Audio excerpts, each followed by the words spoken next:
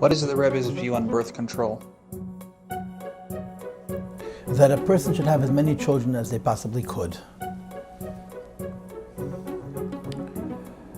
And there are two very important insights behind this, that a person should have as many children as they possibly could. The first is that, as the Gemara says, that when you bring children into this world, you bring Mashiach closer, because Mashiach comes when all the neshamas that are in the Eitzar neshamas are brought into this world. And the second, and this I think is very, very important, that children are a bracha. Every child that's born is a blessing, not a curse. It's a terrible, terrible, terrible feeling that having another child is an additional burden. And in no way, chas v'sholem, does the Rebbe want us to have children, and like soldiers, we have children and we don't want them. We wish we didn't have them, chas v'sholem. That a child is a blessing. And part of the Rebbe's position on birth control, which is how the question was asked, is that we should appreciate that our children are a blessing and not any other way.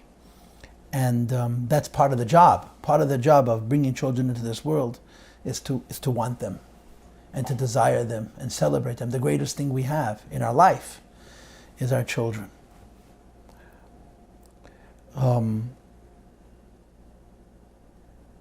It's self-understood that this question is charged. What is the Rebbe's position on birth control? There's actually two different questions. What's the Rebbe's position on birth control? And what's the Rebbe's position on family planning? They are not necessarily exactly the same. They're linked, but they're not exactly the same. I think this is the correct way to answer the question. That a person should have as many children as they could. And that means that those children should breathe for them a bracha. And people should never feel like bringing another child into this world is a punishment or an act of torture or something that they have to do against their will.